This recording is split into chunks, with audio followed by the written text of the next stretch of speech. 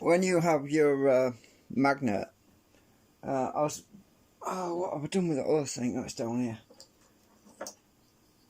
Normally with the magnet motor, when I was messing around with these segments before, it wants to carry through from this end to that end. As you can see, it wants to go from this end. It's pushing there, pulling there, and obviously you have a sticking point. Now I use these, I've taken some magnets out of here, obviously some missing, but when I was playing about with this, I was trying to reverse the field at this end and to the crossover point to actually then propel it out the end, right?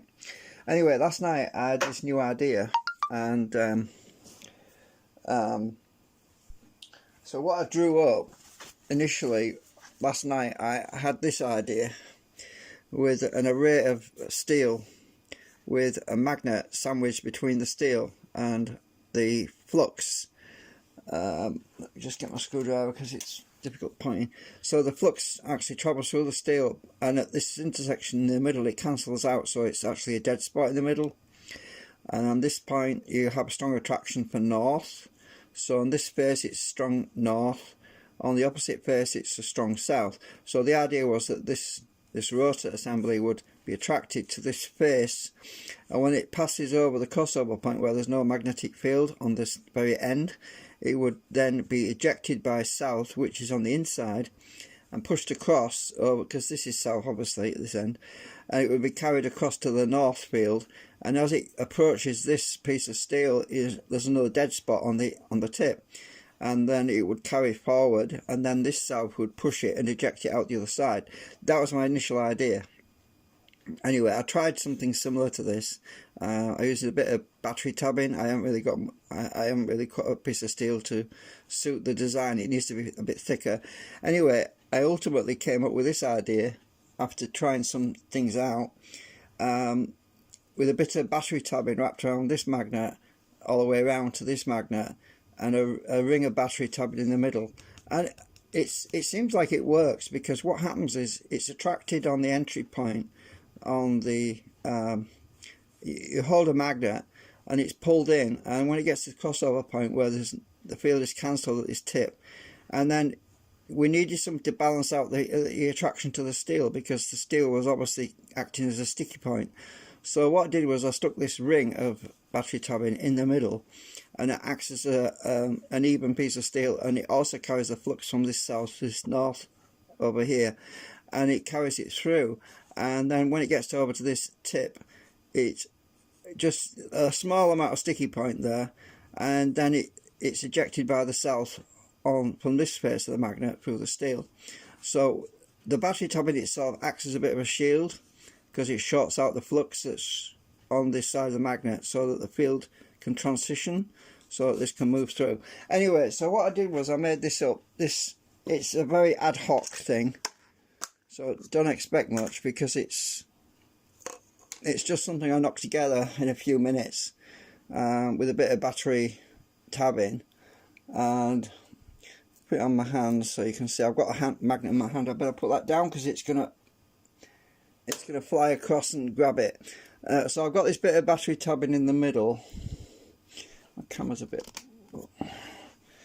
So I stuck this battery tabbing right in the middle, and I actually put it's laminated so that it isn't on a bit of plastic.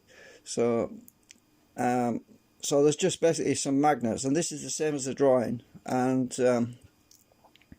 it's difficult to show you this because obviously it's all by feel. All I can suggest is that you make something up yourself like this. It's easy to do. It's just a bit of nickel plated steel. That's all it is. It's very thin and doesn't really produce a great deal of shielding. But the idea is that on the end, it's not magnetic, right? It's not magnetic here, look. It's not sticking, and it's not magnetic there either. But it's very magnetic on this side because of the magnet, and it's also very magnetic on the inside, right? So that flux is carried through this bit of nickel here as well. So when you actually I'll put it inside this container so that it doesn't disintegrate on me, because I've got to hold it with both fingers. So if I hold that flat in this container, I can move my magnet on the outside without crashing into the magnets and pulling them out. I've got to hold them down because there's nothing to hold this together. Obviously I need to 3D model something. So this side it's sticking, what that magnet wants to stick. So if this is on an on a rotor assembly, it pulls in, and then when it gets to the crossover point, it flicks over. It wants to flick over. There's not a great deal of flick over because this steel's only very thin. Actually, it's not very strong. So it flicks. It doesn't. The point is, it's not got a sticky point there. It wants to come over here.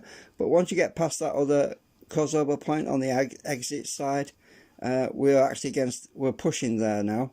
So on this side it's actually pushing, right? So it's pushing back in my hand, look, right now. So this side's pushing. Oops, I dropped it.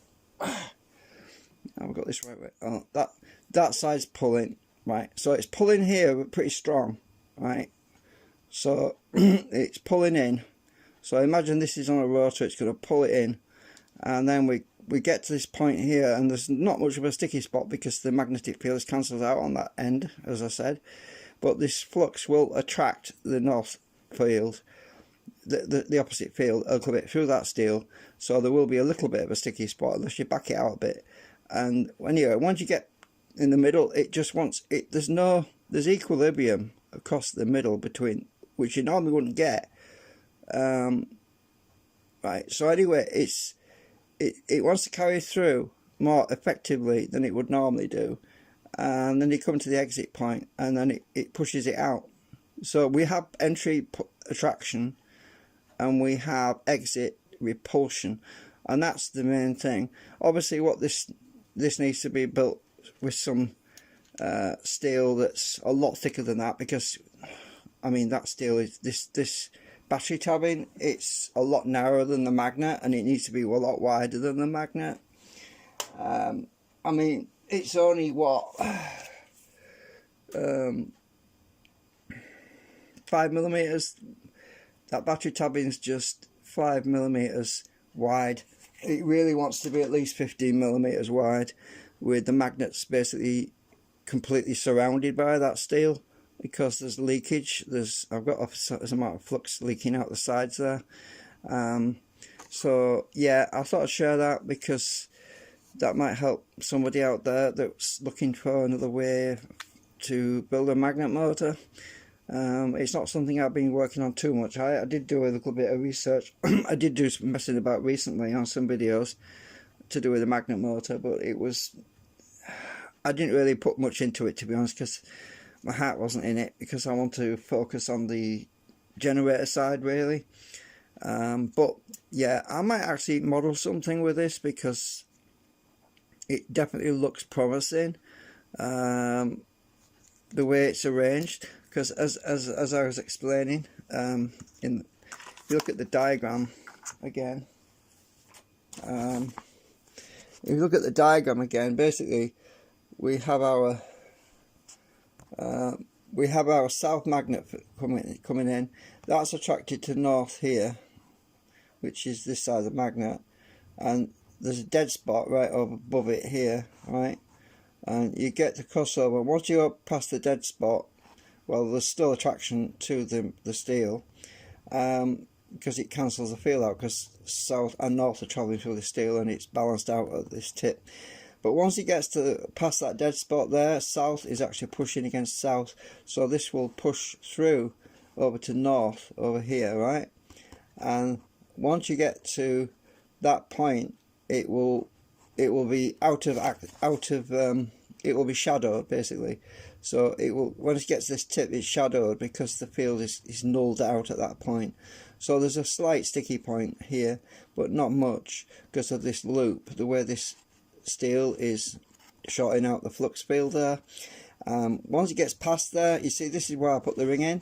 It effectively shorts out that field, and it reduces the attraction on the middle part so that it doesn't get stuck. And once you get past this point here, and you get full force of south pushing against south, which pushes it away.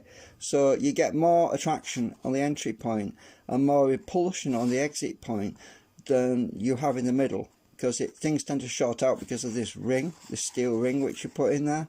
So you have to short that out, otherwise a certain amount, otherwise you would end up being stuck to the south on this, well, you'd be stuck to the north, sorry, on this side. It would get past the south and it would kick through, and then it would get stuck to the north unless we're shorting it out. So yeah, I thought I'd just model that, well, draw it up quickly so that you could see the idea that came to me last night.